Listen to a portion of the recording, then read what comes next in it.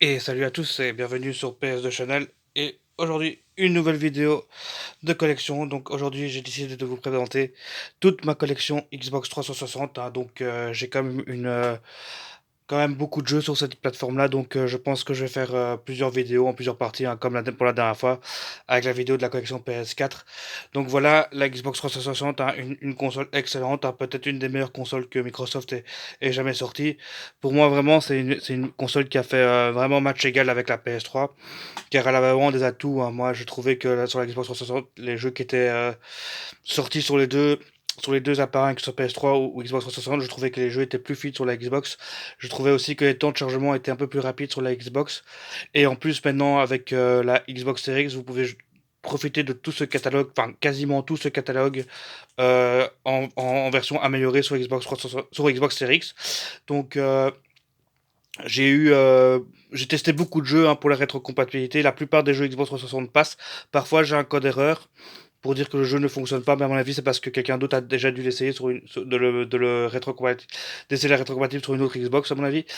Et par contre, pour les jeux Xbox première génération, j'ai très peu de jeux de ma collection Xbox première gen qui passent sur ma Xbox Series. Ça, je ne comprends pas vraiment, puisqu'ils disent que tous les jeux qui sont là sont rétrocompatibles, donc et qu'il y a eu un truc dessus, mais que moi ça marche pas. Ils disent qu'il y a un code erreur. Enfin, ça dépend. Je trouve que tout ne fonctionne pas non plus, mais bon, c'est pas grave. Ça reste quand même excellent de la part de Microsoft, hein, qui ont fait un super boulot avec cette belle manette et tout. Manette que beaucoup de gens ont adoré, hein. Enfin, c'est vrai qu'elle est très agréable à prendre en main. Donc voilà, la Xbox 360, une des meilleures consoles de chez Microsoft. Il faut vraiment l'avouer. Et on commence directement la partie collection. Donc on va commencer avec, comme d'habitude, dans les jeux de sport, hein. Donc ici on a la Coupe du Monde 2006 Germanie, donc un jeu de foot. On a du FIFA Street, voilà, classique. Et là on a une paire de FIFA, donc le FIFA 2007, hein, qui était sorti sur PS2. Je crois que c'est le premier FIFA qui est sorti sur la génération Xbox 360, parce qu'il me semble que cet opus-là est sur PS2, mais il n'est pas sur PS3. Je crois qu'il est que sur... Parce que... Ouais, c'est ça que j'aime bien aussi avec la Xbox 360, c'est qu'il y a beaucoup de jeux PS2 qui sont sortis sur la Xbox 360, mais qui ne sont pas sortis sur la PS3, hein, comme par exemple celui-là, par exemple, et d'autres aussi, hein. Donc voilà, le 2008 avec Ribéry, Ronaldinho, Rooney, Ronaldinho, ouais, la belle époque, hein, avec Ronaldinho. Lampard, Rooney, ouais, donc FIFA 11. Le 12, hein, qui reste pour moi quand même le meilleur FIFA à jamais égalé, avec ce système de défense qui était vraiment bien foutu pour ce FIFA-là. Moi j'avais adoré celui-là. Je n'ai pas le 2013 parce que le 2013 je le possède sur PS3, et donc j'ai le 2014. Donc voilà pour toute la collection de jeux de foot.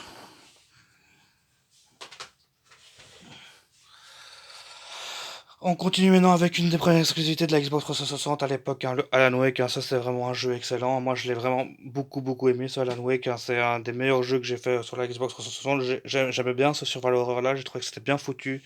Bonne ambiance, bonne écriture, franchement, super sympa à refaire et à refaire. Maintenant, il est ressorti en remaster, mais vous pouvez jouer à cette version-là aussi sur la Xbox Series X. Et franchement, moi j'ai une préférence pour cette version-là. Je trouve elle a plus de charme quand même. Donc, un excellent survival horror, bien foutu, bien écrit. Franchement, c'est un jeu qui vaut la peine quand même. Ensuite, on a le petit Call of Duty 2, hein. Donc voilà, le Call of Duty 2 qui je pense qui est mon Call of préféré pour le coup. Je suis pas trop Call of ni FPS, mais pourtant cela, quand ça se passe dans la guerre 40-45, moi j'aime beaucoup. Et donc, parce qu'il y a des Medal of Honor avant, et toutes les licences comme ça quand t'es dans la 40-45. Donc, moi j'ai bien aimé celui-là, j'ai trouvé que c'était celui qui avait une des plus chouettes campagnes. C'est le Call of Duty que j'ai fait en mode vétéran et tout, celui-là, donc j'ai vraiment quand même pas mal poncé.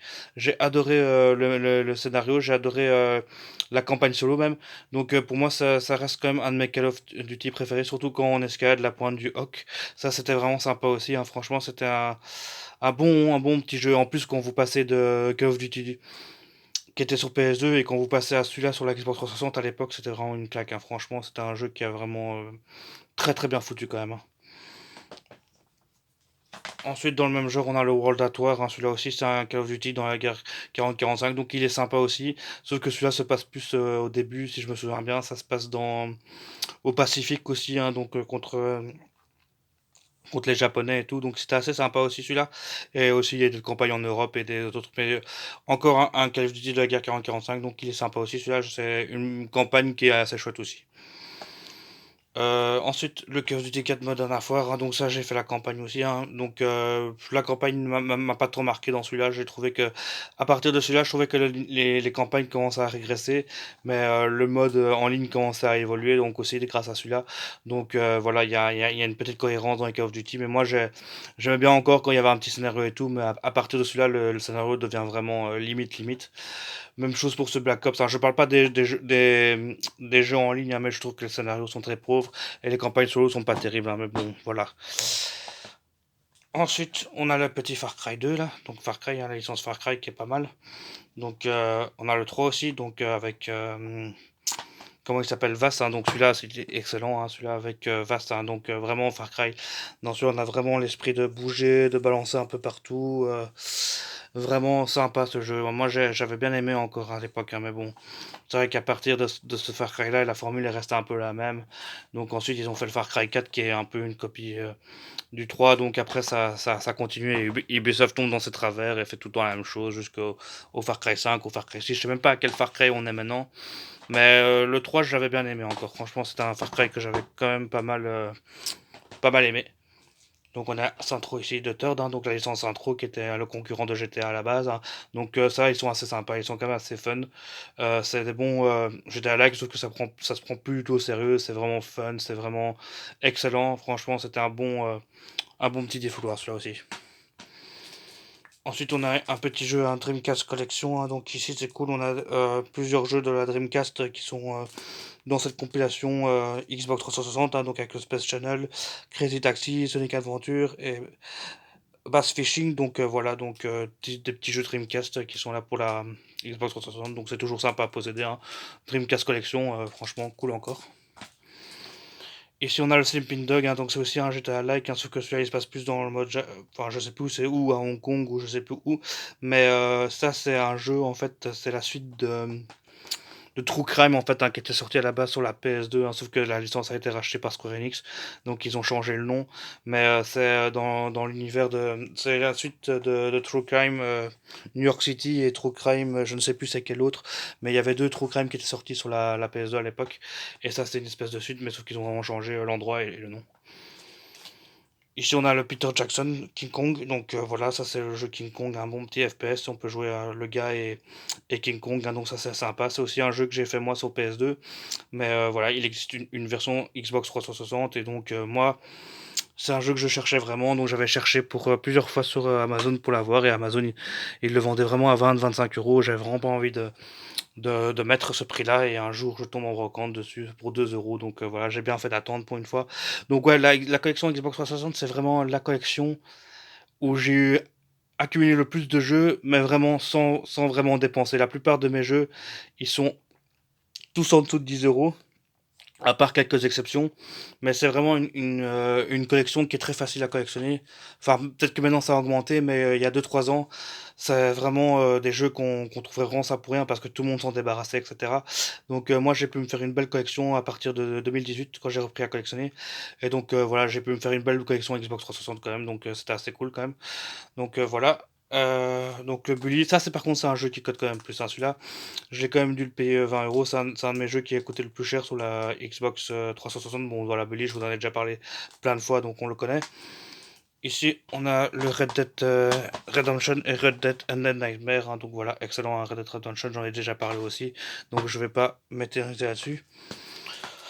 Ensuite, on a du Naughty Bear, hein. Donc Naughty Bear, ça c'est un petit jeu 505ème Street, hein. Donc c'est pas un jeu courant, hein. Ça c'est un jeu donc on dirige un ours un ours psychopathe comme ça, hein, qui doit tuer les autres ours. Il a pas été invité à sa fête d'anniversaire et donc il pète un câble et il tue tous les ours et vous avez un système de score et de points pour le plus vous avez tué les autres ours. Donc c'est assez malsain quand même comme jeu, c'est marrant, c'est comme c'est des ours en plus, il n'y a pas de sang ni rien, mais quand même il y a des idées quand même à foutre des ours dans le four, les noyer et tout, les trancher et tout, c'est quand même assez malsain comme jeu, mais c'est sympa, mais c'est pas non plus exceptionnel, hein. Ici, on a une petite licence qui m'avait un peu déçu, hein. Franchement, les deux prototypes, donc le un et le 2. Donc voilà, moi j'avais vu des trailers de ce jeu-là à l'époque, hein. Je pensais vraiment que ça allait être une tuerie. Et finalement, quand j'ai vu le jeu, putain, j'ai trouvé que c'était dégueulasse, hein. C'était tout en rouge comme ça. On ne voyait rien, franchement. C'est des jeux qui ont quand même vieilli, hein. Et pourtant, à l'époque, quand on voyait le trailer du premier prototype, ça donnait vraiment envie. Mais finalement, c'était une bonne douille quand même, celui-là. Ici, on a le Dead or Alive Extreme 2, hein. Donc ça, c'est un jeu avec les filles de Dead or Alive, hein, qui sont sur une île, et voilà, elles jouent au volleyball, elles se bronzent et tout. Donc voilà, c'est un petit jeu un peu pour les coquins comme ça, mais rien de très foufou, hein, quand même, hein. Donc voilà, ça c'est un petit jeu qui existe aussi. Voilà, un des jeux qui m'a coûté le plus cher sur Xbox, c'est le Splatterhouse, hein. Donc voilà, je l'ai payé 60 euros. Celui-là, je crois que c'est le jeu le plus cher que j'ai acheté sur Xbox 360. Je l'ai eu assez récemment, j'ai dû passer par internet parce que je l'ai pas vu, je l'ai pas trouvé sur, bah, je l'ai pas vu en magasin. Et en fait, celui-là, la particularité dans celui-là, c'est que c'est le Splatterhouse et il y a les trois Splatterhouse d'époque de la Mega Drive qui sont à l'intérieur. Et le jeu est vraiment cool, hein. C'est vraiment un jeu barbare comme ça, vraiment une espèce de petit beat'em all comme ça, ton beat'em up, donc qui est vraiment sympa. Celui-là, c'est un bon jeu encore, celui-là de chez Namco. Bon, ici, on ne sait pas ce que c'est. On a le royaume de Gaoul, la légende des gardiens. Donc, je crois que ça a à voir avec un film qui était fait avec les lunettes 3D, il me semble, à l'époque, mais je suis plus trop sûr. Mais ce jeu-là, je l'ai pas fait. Je sais pas du tout ce que c'est. Ici, on a deux épisodes de Seigneurs Anneaux, hein. Donc voilà, il y a eu quand même des Seigneurs Anneaux sur cette console-là. Donc ici, on a l'âge des conquêtes et la guerre du Nord. Donc voilà, j'ai fait les deux. Je les ai moyennement appréciés, hein. Je trouve vraiment que Seigneurs Anneaux, ils étaient quand même bien mieux à l'époque de la PS2 et de la GameCube. Ici, on a un petit jeu sympa, hein, c'est le Darkness, hein. Darkness qui est un jeu qui est un des jeux qui était sorti au tout début aussi, hein, celui-là où on contrôle un gars en fait qui a une espèce de démon, hein, de tête de je sais plus quoi, mais c'est comme une murène comme ça qu'il avait, et c'est un FPS comme ça qui était sympa, donc vraiment dans une ambiance assez glauque, assez mafieuse comme ça. Moi j'avais bien aimé encore ce jeu-là, j'avais trouvé, moi qui suis pas fan de FPS de base, celui-là je l'avais quand même bien apprécié. C'était quand même un jeu qui était sympa pour l'époque, mais bon, maintenant il a quand même vieilli, mais il est rétrocompatible sur la Xbox Series X, celui-là, donc on peut le faire dans des meilleures conditions maintenant. Ensuite, on a les Tomb Raider, hein. Donc on a une Tomb Raider collection qui regroupe trois Tomb Raider de la PS2. Donc on a le Underworld, on a le Anniversary et le Legend, hein. Donc des jeux qui étaient sortis à l'époque sur PS2 qui sont un peu mieux faits sur la Xbox 360, hein. Donc voilà, et là on a le Legend qui est tout seul. Donc je sais plus, le Anniversary, je crois que c'est le remake du premier Tomb Raider, je me semble, hein, mais je suis plus sûr. Donc voilà pour cette pile là.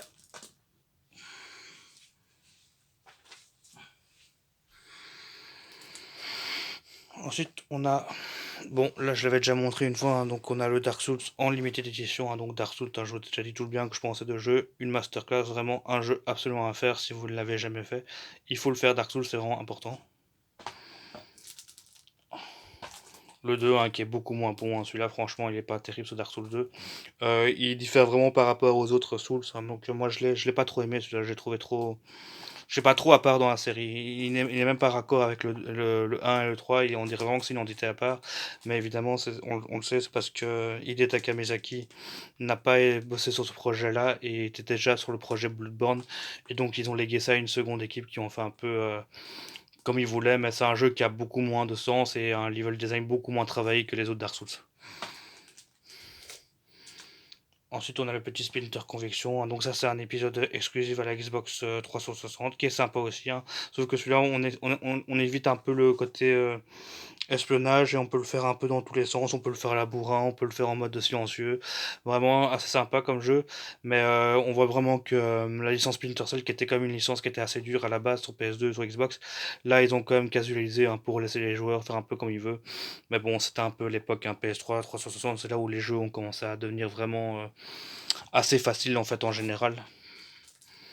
Ici, on a une excellente pupite aussi. Celui-ci, j'ai acheté un peu plus cher. Celui aussi, je l'ai acheté une vingtaine d'euros. C'est le Madness Return, hein, donc c'est le Ice Retour au pays de la folie. Hein, donc il est excellent. Il y a une super bonne ambiance dans ce jeu-là, franchement. Ça, c'est un jeu qu'on doit faire aussi. Et il est aussi rétrocompatible sur la série X, donc c'est sûrement un jeu que je referai aussi une fois à l'occasion. Donc ici on a le Lost Planet, hein, donc encore une licence de chez Capcom, hein, qui était sortie au tout début de la Xbox. Donc ça c'était sympa aussi, hein, je l'avais fait aussi à l'époque. Il me semble que le premier Lost Planet est peut-être exclusif à la Xbox 360 ou il est sorti sur PS3. Non, je ne sais plus, mais je pense pas que je ne le possède sur PS3. J'ai le 2 et le 3 sur PS3, mais celui-là il me dit rien comme ça. Mais donc voilà, Lost Planet, une super série, hein, ça c'était encore sympa franchement. Ici on a une autre série encore, hein, on a les trois Mass Effect, hein, donc Mass Effect, hein, c'est une série culte pour beaucoup de personnes. Moi, je vous avoue, je les ai pas encore fait en fait. Hein, c'est une série où je suis vraiment passé vraiment à côté. Hein, je les ai chopés comme ça il y a pas si longtemps que ça, et donc je n'ai jamais eu le temps de les faire. Et voilà, donc je les ai pas connus à l'époque, donc maintenant j'ai pas vraiment envie de les faire. Hein, donc voilà, donc si peut-être un jour j'aurai le temps, mais pour le moment c'est pas du tout. C'est pas du tout dans l'idée de les faire maintenant, sauf si vous me dites vraiment que c'est des jeux exceptionnels et qu'il faut absolument les faire. J'en ferai un, mais pour le moment, j'ai pas vraiment le temps, quoi. On a quand même eu des James Bond aussi sur la sur la Xbox 360, pardon. Et donc ici, j'en ai trois. Donc j'ai le Legend, j'ai le Quantum of Solace et j'ai le Bloodstone. Donc Bloodstone, qui me semble que c'est un épisode qui est exclusif à la Xbox 360. Alors, le Quantum of Solace, c'est le seul James Bond qui me manque sur PS2. Je le cherche encore sur PS2, mais il est assez dur à trouver. Et voilà, on a le Legend aussi, hein, ici. Hein. Donc voilà, moi je trouve qu'en général, les James Bond, donc ça c'est tous des FPS malheureusement. Donc beaucoup moins attiré par ça. Je préfère encore les TPS et tout à l'époque. Enfin, quoique James Bond c'est quand même FPS et tout. Mais j'ai bien aimé les épisodes PS2. Mais les épisodes PS3, 360, je les ai pas trop aimés. Franchement, pas trop. Ah, ici on a un jeu qui était sorti aussi en cross-gen, hein, il est sorti aussi sur PS2. Moi, c'est un jeu que j'ai fait sur PS2 aussi. Le Gun, moi j'avais vraiment bien aimé. J'ai trouvé vraiment ce jeu était vraiment super cool.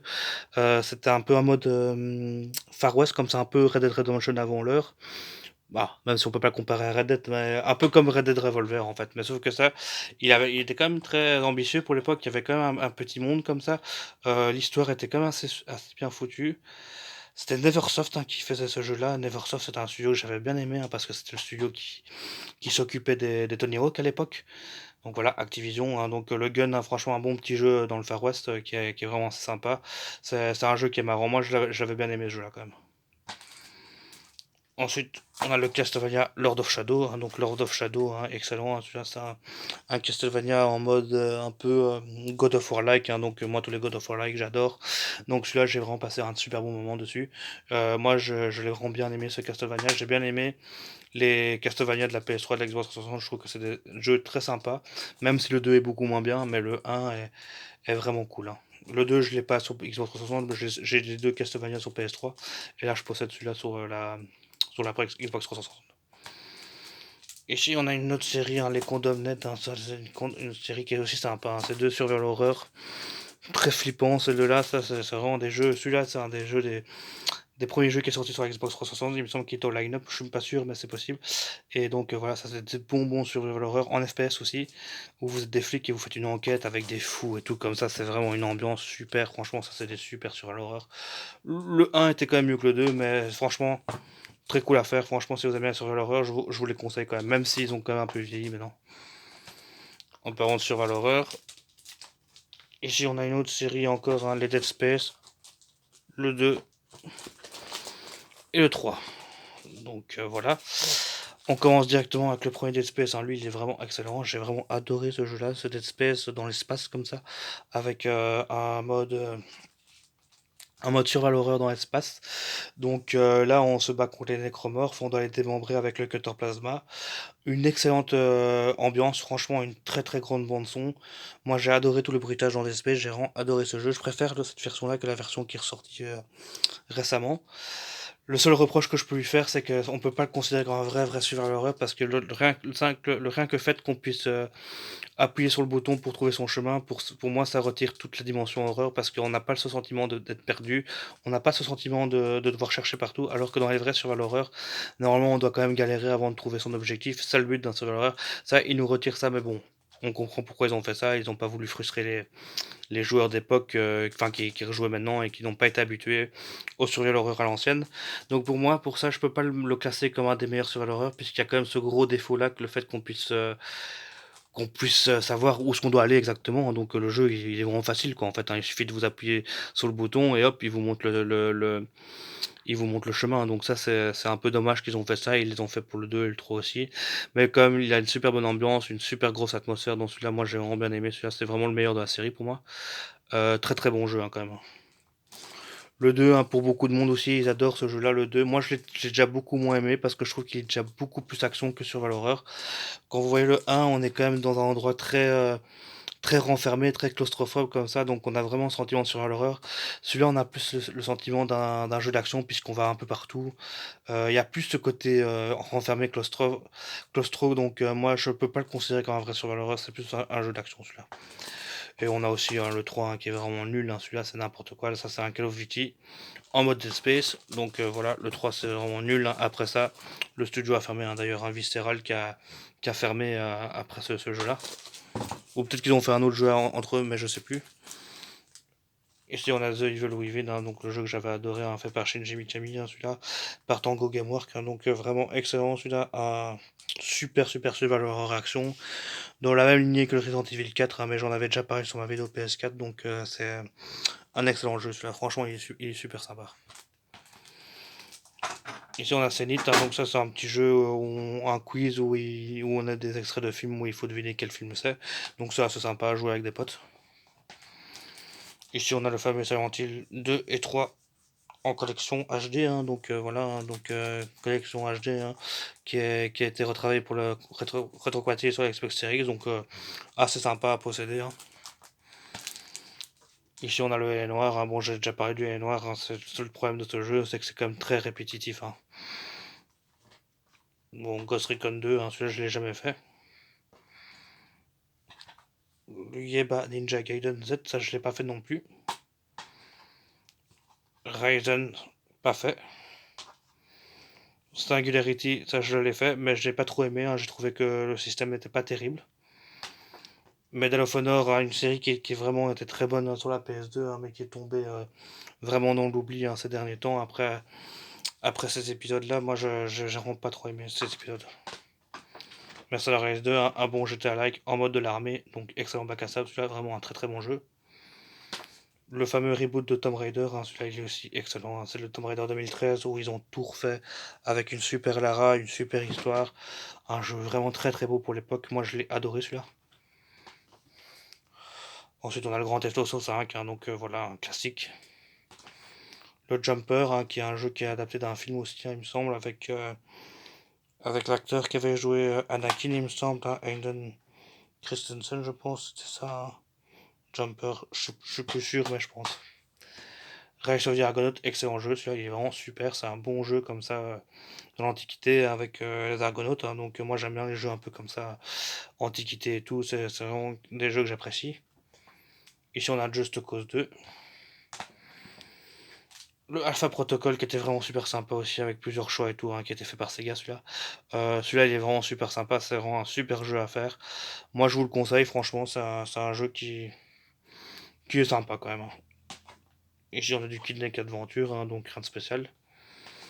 Et ici pour terminer on a le Clive Barker Jericho, hein, donc ça c'est un excellent jeu aussi, c'est aussi un FPS en mode horreur. Avec une bonne histoire aussi avec le gars Clive Barker, ça, donc c'est vraiment un jeu qui est bien fait, hein. Franchement ça il fait quand même assez peur. Et donc voilà pour cette première partie de ma collection Xbox 360. Et voilà, merci.